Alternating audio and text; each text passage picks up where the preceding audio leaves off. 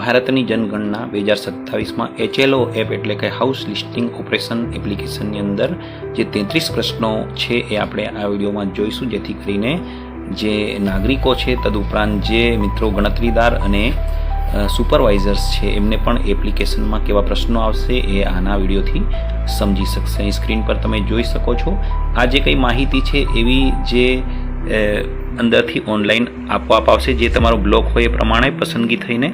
અને ઘર યાદી બ્લોકની અંદર તમે જોઈ શકો છો આટલા પ્રકારના મેનુ અંદર હોય છે. હવે આપણે પ્રશ્નોની શરૂઆત કરીશું. અહીં આગળ મકાન નંબર અને જનગણના ઘર નંબર એ બધું ગણતરીદાર અને સુપરવાઇઝર એમની તાલીમમાંથી શીખીને જે કંઈ એન્ટ્રી કરશે. હવે પ્રશ્નો જોઈએ તો ભોંયતળિયામાં વપરાયેલ મુખ્ય સામગ્રી ઘરની અંદરને પૂછે છે. એમાં આટલા ઓપ્શન છે: માટી, લાકડું, પાકી ઈંટ, પથ્થર, સિમેન્ટ, મોઝેક અને અન્ય. આમાંથી કોઈ પણ એક પસંદ કરવાનું અને આગળ વધવાનું છે. વચ્ચે જમ્પ છે એમાં કેવું કે કોઈ વાર ભૂલ પડી હોય તો ડાયરેક્ટ 15મા પ્રશ્ન પર જવું હોય તો સુપરવાઇઝર સૂચના આપે કે ભાઈ આમાં ભૂલ છે તો એ સુધારા માટે.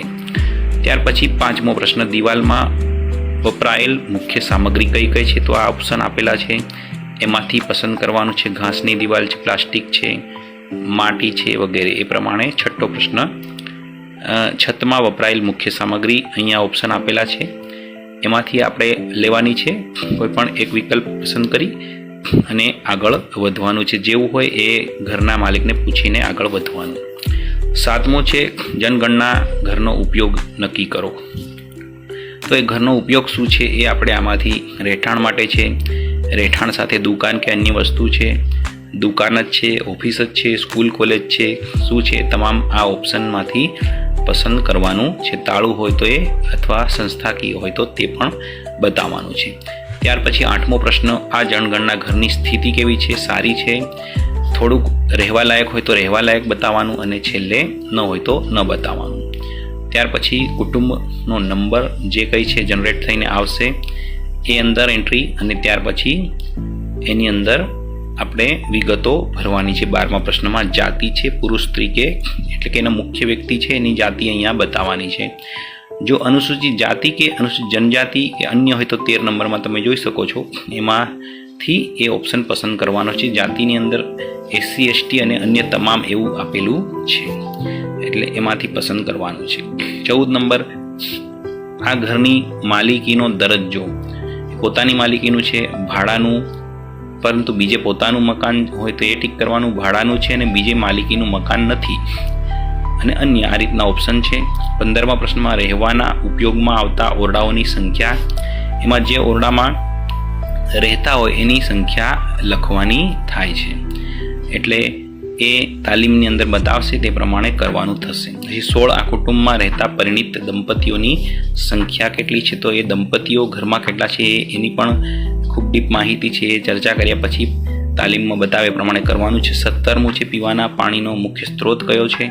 તો એમાં આટલા બધા સ્ત્રોત બતાવેલા છે, એમાં શુદ્ધિકરણ પ્રક્રિયા કરેલું નળનું પાણી કે પછી અન્ય કયા કયા છે એ પસંદ કરવાના. 18મો પ્રશ્ન: પીવાના પાણીના સ્ત્રોતની ઉપલબ્ધતા કઈ છે? પરિસરમાં છે કે પરિસરની નજીક છે, ક્યાં છે તે લખવાનું.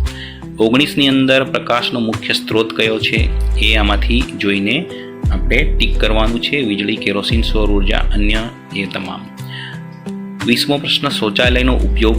એમાંથી આપણે ખાસ કરીને ફક્ત કુટુંબ માટે છે કે પછી 2-3 કુટુંબ ભેગા થઈને એક વાપરે છે કે ત્રીજું જાહેર છે અથવા તો ના ખુલ્લામાં. ત્યાર પછી 21મો પ્રશ્ન શૌચાલયના પ્રકારનો છે. એમાં ફ્લશવાળું છે કે પછી 2 ખાડાવાળું છે કે 1 ખાડાવાળું છે કે એમાંથી અલગ છે, સ્વયં સંચાલિત. આ રીતે જોવાનું છે. 22મો પ્રશ્ન ગંદા પાણીના નિકાલનું જોડાણનો પ્રશ્ન આવશે. 23મો પ્રશ્ન પરિસરમાં સ્નાન ગૃહની ઉપલબ્ધતા એટલે કે બાથરૂમ છે કે નહીં. 24મો પ્રશ્ન રસોડું અને LPG PNGના જોડાણની ઉપલબ્ધતા વિશે છે. એના અંદરથી ગેસનો બોટલ કે ડાયરેક્ટ પાઇપલાઇન જોડાણ છે એ તમામ બાબતોનો જવાબ કરવાનો છે. 25ની અંદર રસોઈ માટે ઉપયોગમાં લેવાતું મુખ્ય ઈંધણ કયું છે એનો જવાબ કરવાનો થશે. અને આની અંદરથી કુલ આટલા ઓપ્શન છે, જલાઉ, લાકડા, એ તમામ એમાંથી જોવાનું. 26 રેડિયો ટ્રાન્ઝિસ્ટર છે કે નહીં, એટલે રેડિયો સેટ જૂનો હતો એ અથવા તો મોબાઈલ અથવા તો અન્ય એ રીતે પસંદ કરવાનું. 27માં ટેલિવિઝન ઘરમાં છે કે નહીં, દૂરદર્શનવાળું છે, અન્ય છે, જીઓવાળું છે, એ તમામ ટીક કરી શકાય.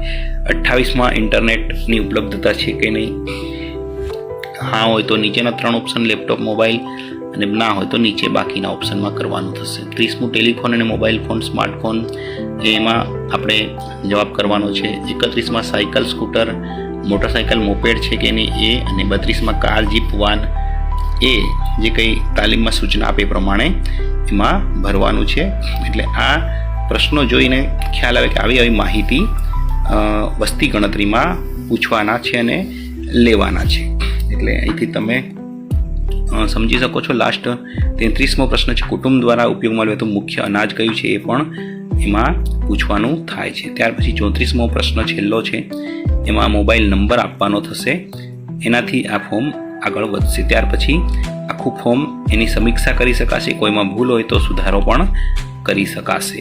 અને ત્યાર પછી છેલ્લે જે ગણતરીદાર છે તેમને આ ખાતરી કરી અને સહી કરવાની રહેશે અને સબમિટ કરવાનું થશે. એટલે આ એક કુટુંબની ગણના થઈ જશે.